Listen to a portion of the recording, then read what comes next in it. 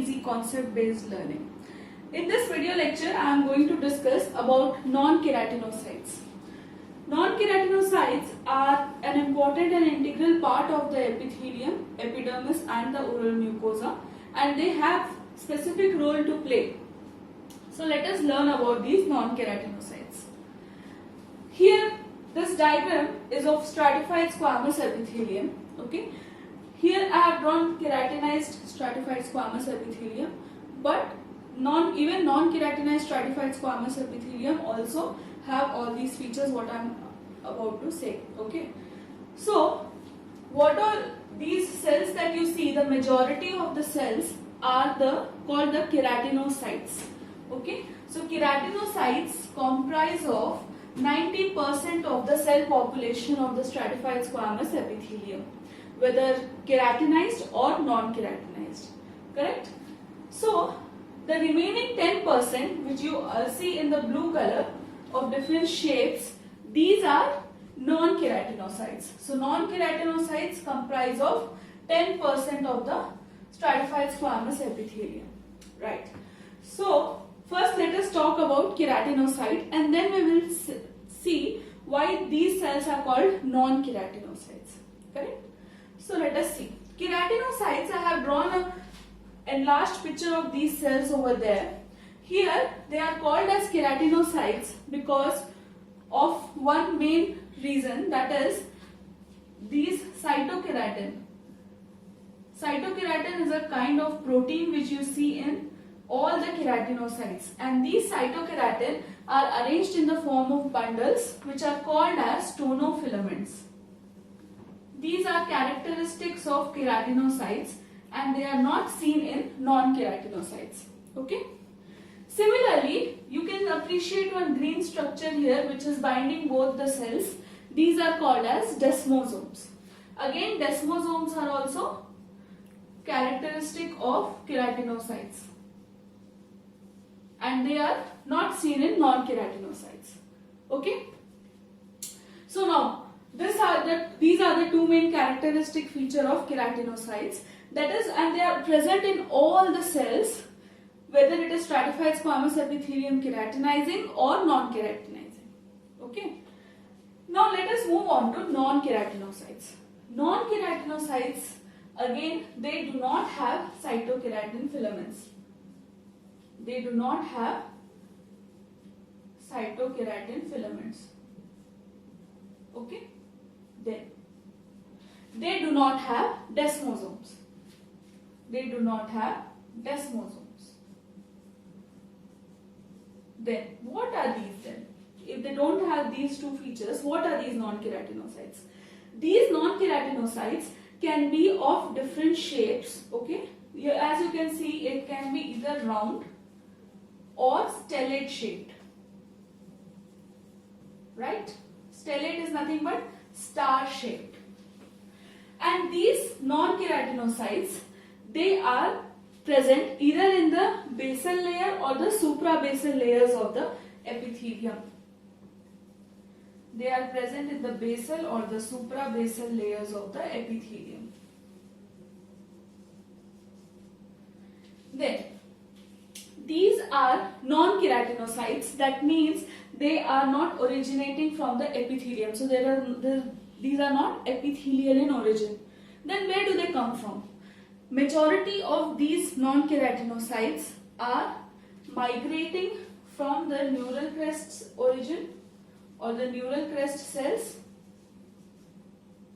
or the bone marrow. Neural crest cells or bone marrow. So from these two sites, these non-keratinocytes, they migrate and come to the epithelium and they stay there. Okay. They have, each of these non-keratinocytes have specific function to perform. That we will see in the later part of the lecture. One important thing that you should know, in light microscopy, most of these cells appear clear. Okay. They do not take up the H&E stains and they appear clear. So that is why they are called as clear cells. Okay. This happens because if this is the cell, The cytoplasm, which normally takes the eosin stain, and the cell appears pink because of that particular stain. Here the cytoplasm shrinks, so you can see a clear halo around the nucleus, thus appearing as clear cells. Okay, this is seen in light microscopy in H&E sections. So these are some important features of non-keratinocytes. Now there are 4 main non-keratinocytes which are present in the epithelium. Let us see what are they, and then we will discuss one by one about each one of them. Okay.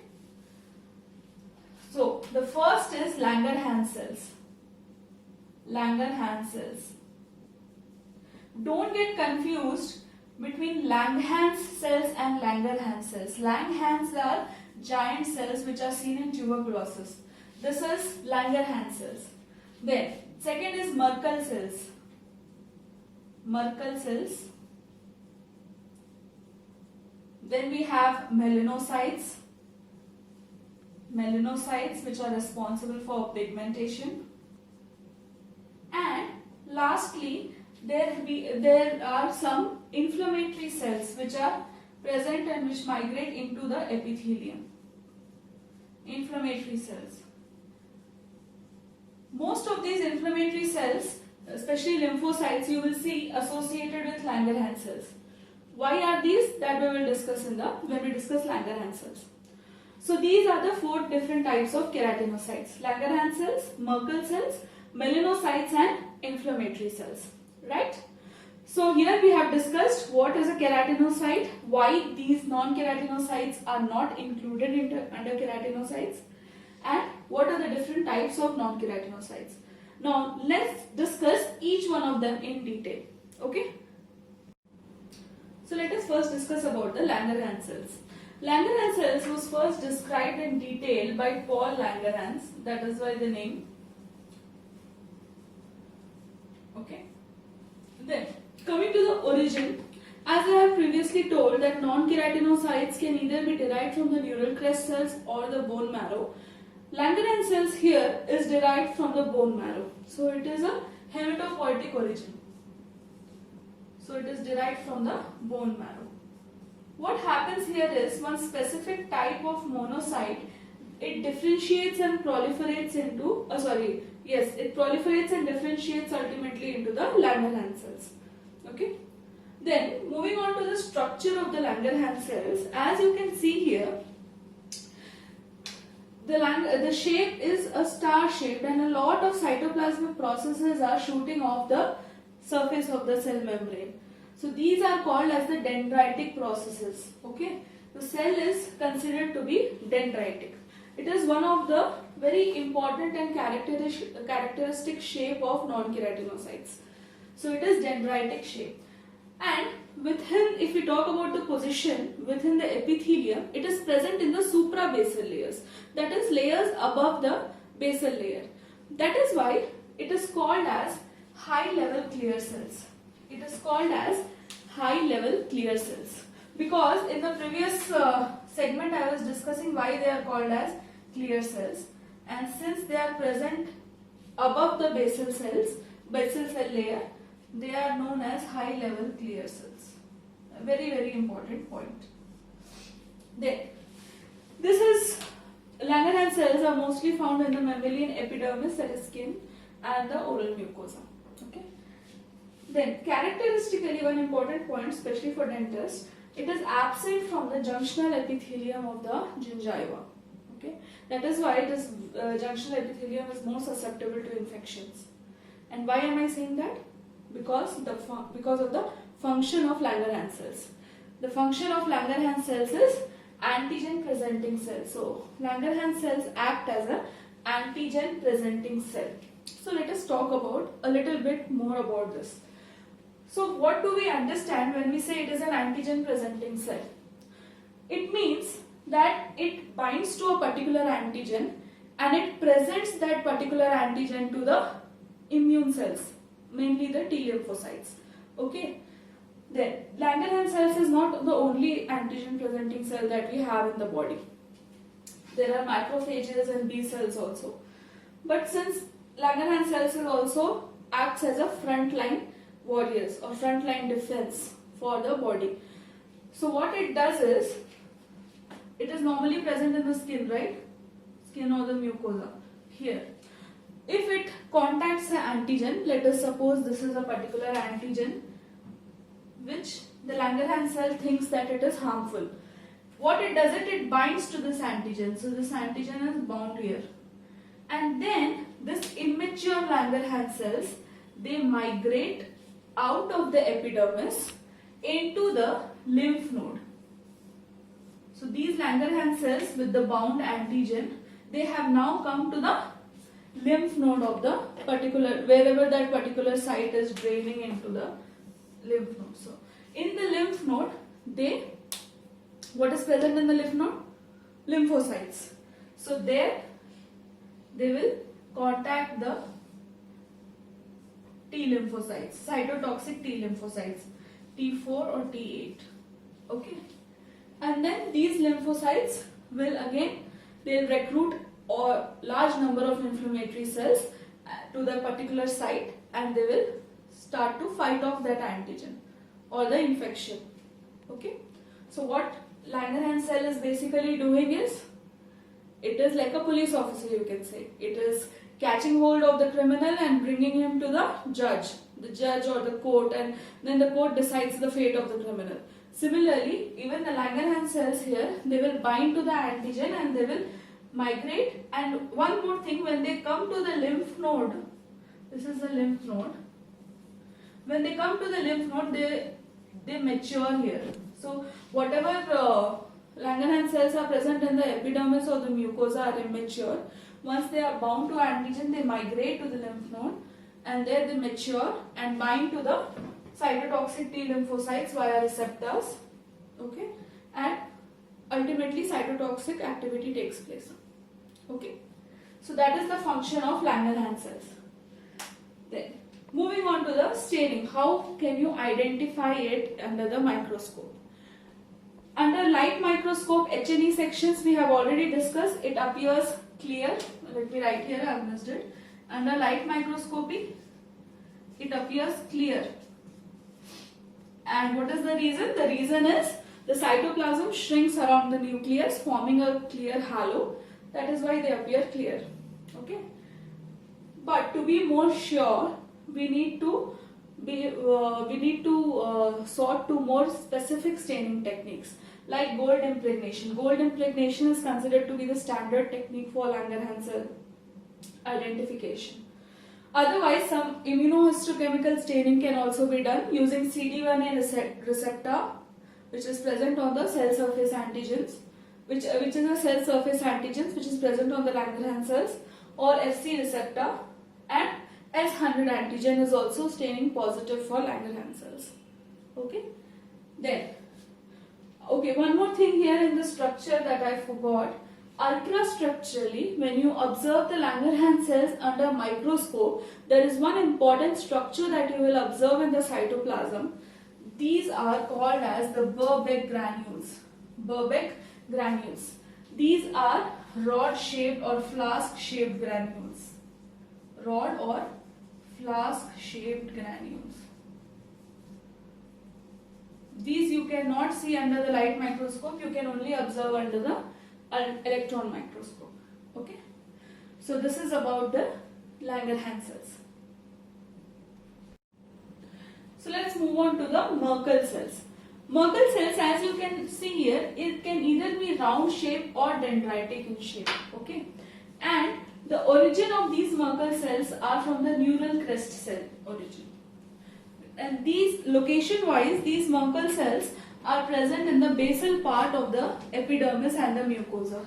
So especially if you see, if this is the epithelium, these are the retinal ridges, mostly Merkel cells will be present here in the near the tip of the epithelium. Okay, that is in the basal part. The reason behind that is because they need to be in constant touch with or constant contact with the neural axons or neurons. Okay. Then In oral mucosa, they are mostly present in the gingiva, buccal mucosa and the hard palate. So let me write here, it is present in the basal part of the epidermis or the epithelium.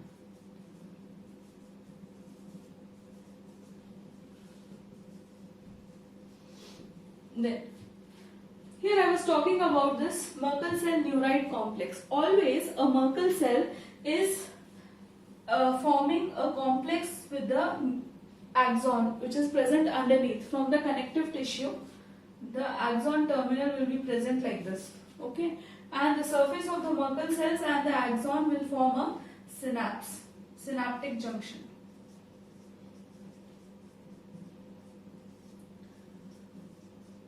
Okay, and these granules that you see, these are round, these are nothing but vesicles, membrane bound vesicles, and these vesicles will contain neuropeptides.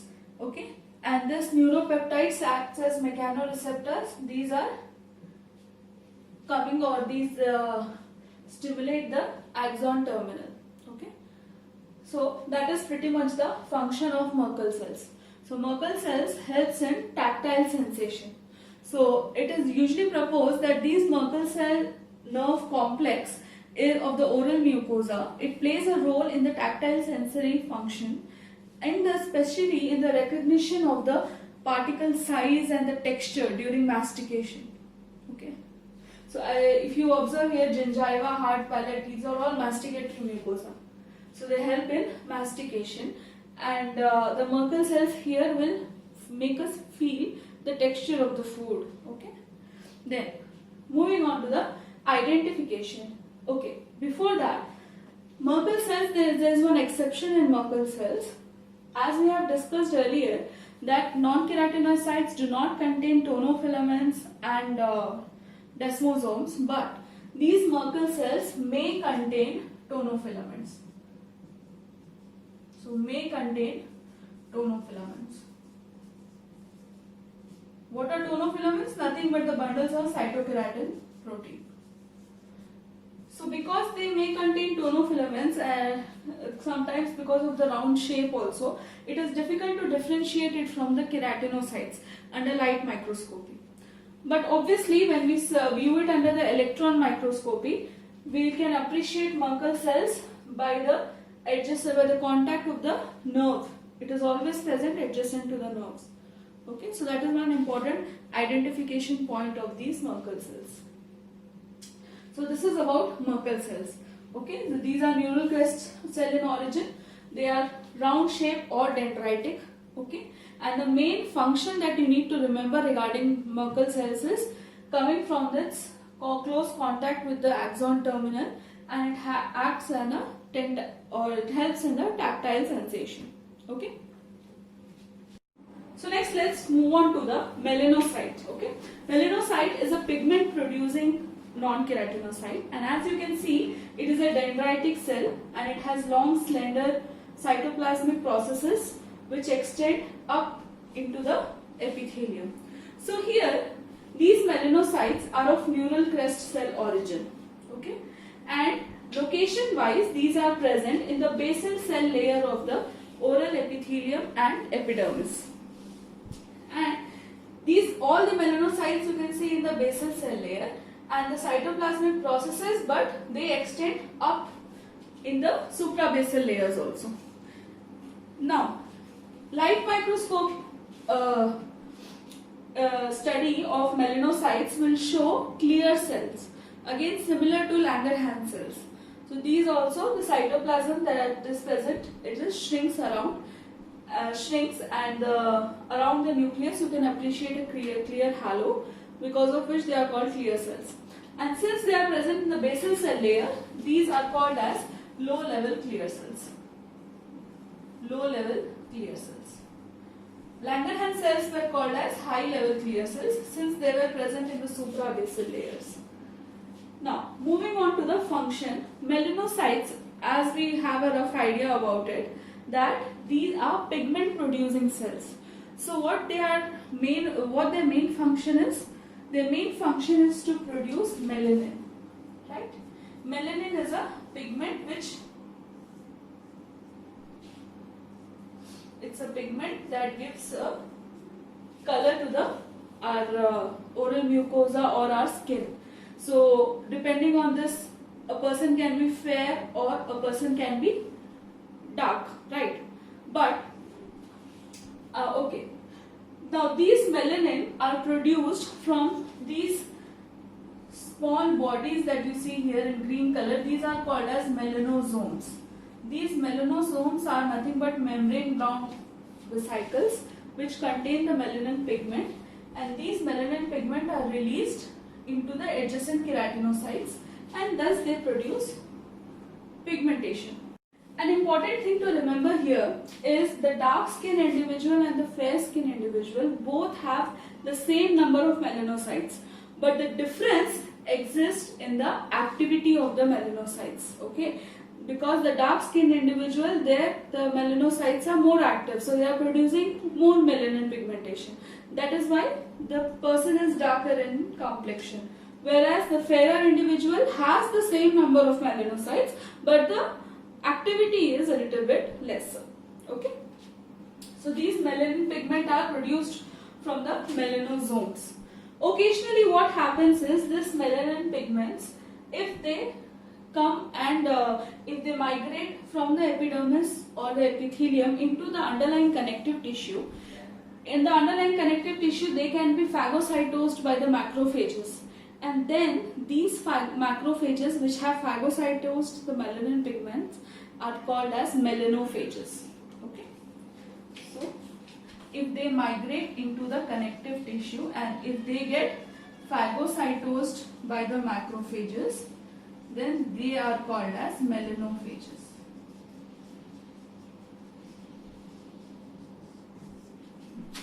Okay. Now let us see how the melanin is actually produced chemically. So, see, these melanosomes are actually precursor of these melanosomes are called as pre-melanosomes, and these pre-melanosomes, they release an enzyme called as tyrosinase. Okay, and what this tyrosinase it does is it will help in the conversion of tyrosine to dopa, and this dopa will again produce eumelanin or pheomelanin, which are nothing but the types of melanin. Okay, so this is how chemically melanin is produced, and how the melanocytes are helping by producing tyrosinase enzyme. Now, one important thing here to remember is the difference between eumelanin and pheomelanin. Eumelanin is the type of melanin which is brown or black pigment. Brown-black pigment, whereas the pheomelanin is red or yellow pigment. Okay, so the lighter skin individuals will have more of pheomelanin. The freckling that you see, especially in the Western countries, so their complexion is because of the increased pheomelanin, whereas eumelanin is the typical brown-black pigmentation that is mostly seen in the Asian populations. Okay, then, so this is about the function of melanocytes. Then moving on to the staining, these melanocytes are positive with S100 and HMB45. These two are very important immunohistochemical stains which are useful for the differentiation of melanin or melanocytes from other pigments. Okay, and especially these can be helpful when you are detecting a amelanotic melanoma, like where there is a melanoma but there is no melanin pigmentation, but still the cells will stain positive for HMB45 or S100. Similarly, other histochemical stains like Argentefin method and Masson-Fontana can also help in differentiation of the melanin from other pigments. So this is about the melanocytes. So let me see if I have missed anything. The origin, location and the function and the staining. Okay, one more, just a minor point if you remember. These melanocytes are two different types depending on the activity. They can be inactive or active melanocytes. Obviously, the active melanocytes will have more number of melanosomes. About 40 to 130 melanosomes are seen in these kind of melanocytes. So we can say that these are active melanocytes. Okay, and typically the nucleus is round, but in active melanocytes the nucleus is a different shape other than round. Different shape nuclei. So ultrastructurally, when you see these two characteristics, you can say that this particular melanocyte was in the active stage and probably has secreted more amount of melanin. Okay, so this is about melanocytes. So moving on to the next segment, it is the inflammatory cells. Okay, so this is also one type of non-keratinocytes that are sometimes seen in the epithelium. Okay, so these are transient structures. Sometimes you see, sometimes you don't. Okay, and these inflammatory cells are normally even seen in clinically normal gingiva also.